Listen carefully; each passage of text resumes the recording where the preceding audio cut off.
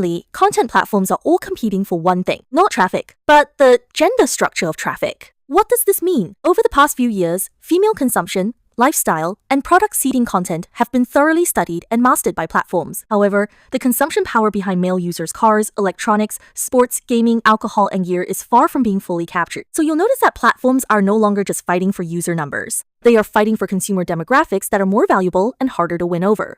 Against this backdrop, a very interesting signal has emerged. Xiaohongshu has secured the broadcasting rights for the 2026 FIFA World Cup in the US, Canada, and Mexico. It sounds like sports news, but in my opinion, this is actually a war over user structure. Hello everyone, this is Logic Scale. Today, we are going to talk about why is Xiaohongshu betting on the 2026 World Cup? Let's first look at a key signal. For the 2026 World Cup, Xiaohongshu has become another domestic platform to secure the broadcasting rights, following CCTV and Migu. More importantly, they didn't just get the scraps. They secured full-scale rights covering live streaming, on-demand viewing, and short video rights. On the surface, this is about sports broadcasting right. On a deeper level, it's Xiaohongshu performing surgery on its own user demographic structure. The first layer of logic. Xiaohongshu doesn't lack traffic. It lacks the other half of the traffic. What was Xiaohongshu best at in the past? Product seeding, fashion, beauty, travel, parenting, and lifestyle. This type of content is incredibly effective at driving sales and attracting brand budgets. But the problem is, it's too easy for the platform to be labeled as having a high concentration of female users. For the platform, this is an advantage, but also a ceiling, because advertisers' wallets aren't just filled with budgets for lipstick, skincare, and bags. There are also budgets for cars, tech gadgets, sports gear, alcohol, gaming, and financial services. Behind these categories, there's usually a need for a higher proportion of male users, stronger interest circles, and harder consumption scenarios. Therefore, by buying the World Cup rights, Xiaohongshu isn't essentially buying a tournament. It's buying a gateway for male users to pour in voluntarily. The second layer of logic.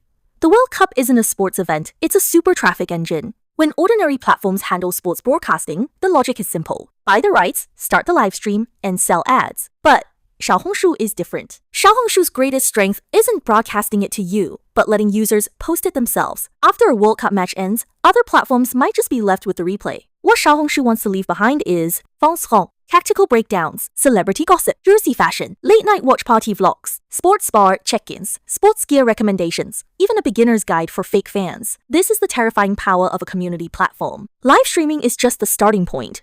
What's truly valuable is the secondary spread, UGC, user-generated content, and consumer conversion that happens afterward. The third layer of logic.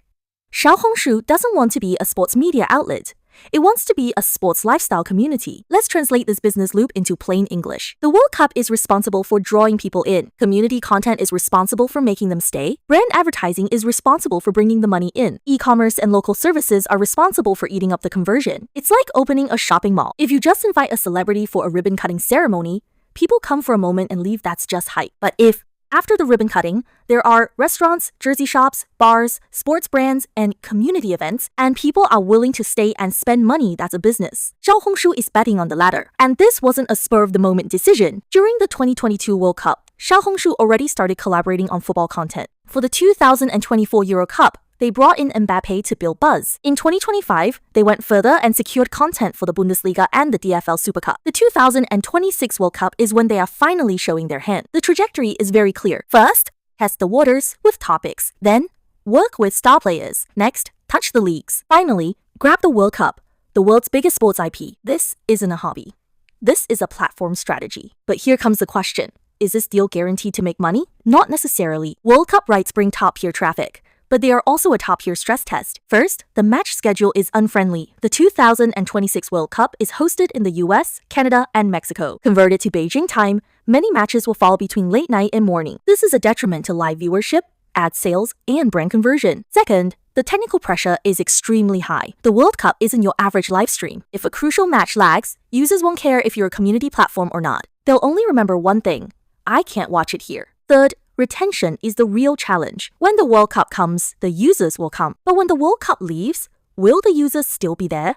This is Xiaohongshu's toughest exam question. Therefore, what's most worth paying attention to isn't whether Xiaohongshu can finish broadcasting the World Cup. It's whether they can turn people who watch football into people who continuously post content. Then turn people who post content into people who brands can repeatedly target. And finally, turn brand targeting into a new growth curve for the platform. That is a true closed loop. Otherwise, they've just spent a fortune buying hype. Logic Scale's verdict is this. To CCTV, the World Cup is national-level content. To Migu, it's a sports membership business. But to Xiaohongshu, it is a reconstruction of its user demographics. It's not buying a football tournament. It's buying an opportunity for the platform to evolve from a lifestyle community into a universal interest and consumption community. Finally, 2 sentences worth remembering. Truly valuable broadcasting rights aren't about broadcasting the content, but about precipitating user relationships. In the end, platform competition isn't about who can grab the trending topic, but who can turn the trending topic into a long-term business. Do you think Xiaohongshu's bet on the World Cup this time is a precise breakthrough or an expensive adventure? Let me know in the comments.